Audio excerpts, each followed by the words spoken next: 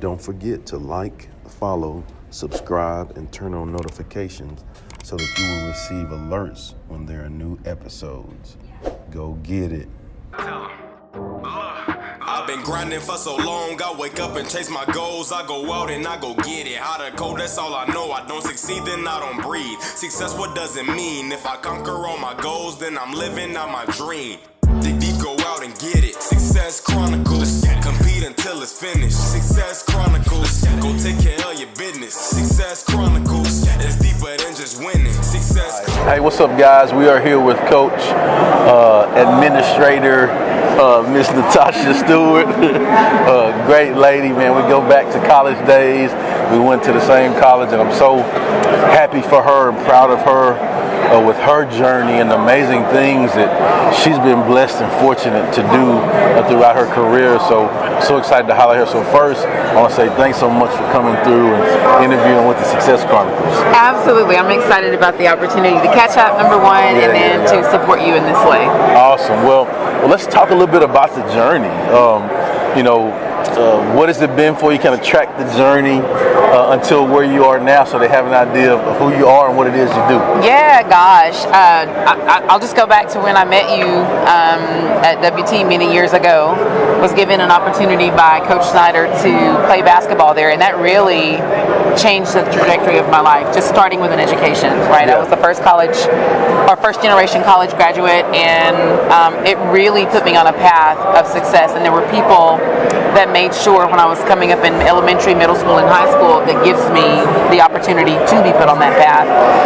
Upon graduating from WT, I graduated and I walked across the stage and I started my first job as the recruiting coordinator and assistant coach at Howard College in Big Spring. I spent about a year there, and I realized that I didn't want to recruit the number of kids that you have to recruit every year in a junior college, because you have to recruit about 6 to 7 every year. And then after that, I got the opportunity to go to Emporia State University, where I was the recruiting coordinator and assistant coach for Brandon Schneider, who happened to be the oldest son of Coach Bob Schneider. So who you know is always a big thing too. People underestimate that, and it still carries a lot of weight. I spent 3 years there, had a great career, and it was really about to jump off at that collegiate level. And I had to make some decisions about, was I going to stay at that level or was I going to go back to the high school? And then I had a little one. If you remember, I had Devon whenever I was in college, and I made the decision to go back to public ed because I was still pretty young. I was 22, 23, 24, and I was coaching kids that I played against. There were kids that I played against, and I still had a great time doing that because it wasn't about my age, it was about my experiences and the way that I carried myself in that situation. But I made it a life decision for me and decided to go into the public school sector, and that's whenever I left Emporia, Kansas, and I went to the Dallas-Fort Worth area. I landed my first head coaching job at an Eastern Hills High School in Fort Worth ISD. And that's when I really learned the ins and outs of being a head coach, of really the true impact that you have on young adults in the classroom, as well as in the athletic arena. In life. Because my classroom, when I was teaching biology, we spent more time talking about just life and perspective about life than we did learning about biology, and those kids needed me so much for that, and I love that. But what I quickly realized after about 3 years is that we weren't quite on the same page about the direction that I wanted to go where the athletic piece was concerned, and so I left Fort Worth Eastern Hills and I went to Kennedale. And still to this day, when I talk about what I felt like was my just best overall experience, I would say it was the time that I spent in Kennedale ISD. It was 3A. It was made up of a community. That was a lot like what you grew up in. Yes, it was very similar to the 3A town that I grew up in. And it was just some hard-nosed workers. The parents worked hard, so the hard work ethic was instilled in the students. They brought that into the classroom. They brought that into the athletic world. And it was just different, right? I didn't have to push and work so hard to get effort from kids because it was just instilled in them at home. And it was really, really good. We had some great success there. In those 2 years, we had accomplished some things that had not been accomplished before as it relates to girls basketball and playoffs. And it had always been a successful program, but we were able to expand on that. We were able to take it several playoff games deeper, and actually in the last year we went to the regional tournament and got beat in the semifinal game, and I had every kid returning. Wow. So we were going to go back. I knew we were going to go back, but Mansfield came knocking. Mansfield Independent School District came knocking, and honestly, whenever I got to the Metroplex, that's where I'd always wanted to be. But when I moved to the Metroplex, I just didn't know anybody, right? I needed to start making a name for myself. And the journey started at Eastern Hills, and we did things that hadn't been done before. We continued to do that at Kennedale, and then it just got the attention of the athletic director, Debbie Weems, who I still consider one of my mentors today, came to me after a game and said she wanted me to speak at one of her clinics. Did that, and then a few months later, I got a phone call about interviewing for the girls athletic coordinator position at Mansell High, as well as the head girls basketball job, and that role really developed leadership. Because I was leading not just kids, but I was leading adults, right?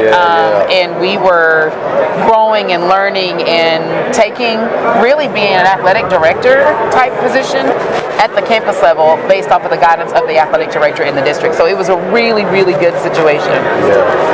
Lots to learn. Gosh, it was a lot to learn. I learned a lot about myself, a lot about my leadership style, just so much that you are doing, but it really comes to light when you get to exercise it, because you are growing people as you're going to. Yeah, it's right? one thing to learn it, but it's one thing to actually do it. Yes. Put the work in and live it. Absolutely. Day to day. Absolutely. And then to be the type of leader who can be firm, who can be consistent, who can love on your people but also hold them accountable, and know that you're leaving a mark whenever you leave. Because one of the hats that I hang, or one of the things that I hang my hat on, is always leave a place better than it was when you got there, right? And so that's kind of what I did. And everywhere. yes, in every aspect of your life. Yeah, I think in every place I can go back and say that, and I still am very connected to a lot of people, and that's one of the things that they will say is that I learned so much from you. It was hard for people to come behind you, but it's not me, Chip. At the end of the day, none of it is me. None of the opportunities, and I will talk about the rest of them. It's always been a God thing. It's always been a God thing for me. What my responsibility has been is to hone in to what I know my purpose is, and that's leadership. I've known that even when I was a student athlete at West Texas. I knew that, right? And when you know that, it doesn't matter how difficult the job can become. It doesn't matter how many darts are thrown at you. It doesn't matter how many haters may come at you, because your purpose is bigger than all of that. So when you're serving a higher power and you know that you're being called to do what you do, because there's, without a shadow of a doubt, I'm called to do what I do. And every place that I've been, it's been an assignment that I was called to, not something that I was seeking or going after. After high, my youngest daughter, Devon, played basketball, the one that you know, my son that you know. He was a basketball player, so it was kind of easy for me to continue to do what I was doing as a professional, but also maintain being a mom. Lyric hated basketball. I thought it was the craziest thing ever, because I wanted my daughter to play basketball. She hated it with a passion, and she did not do it. She was an avid volleyball player, though. And in order for me to support that, I knew I had to do something different with my career. But what's odd about that is that my superintendent had been talking with me about being an administrator, had constantly been saying, you are an administrator. I see it in the way that you coach. I see it in the way that you handle your people. Leader. Man. And it was like the perfect timing. And there was a new school opening, so they were open for a year, and I applied for assistant principal position with the encouragement of upper level administration. I got that job. I I served as an assistant principal for 2 years at Lake Ridge High School in Mansfield. I was promoted to the associate of facilities 2 years after that. 2 years after that, I was promoted to the academic, which was the second in charge. And then I knew it was time for me to step out and get my own school. And that's when I landed in Irving ISD. I spent 3 years as a middle school administrator and middle school principal. Turned to school. It was what you call a turnaround school. We turned that school around in 3 years. And it was a collective effort. I went in with a vision, but I had to get the people to help me do the work.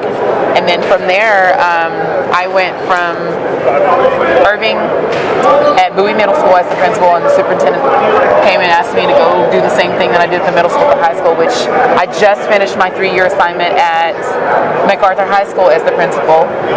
And now I am currently 3 weeks into the role as the director of athletics in Irving ISD. Man, so happy for you.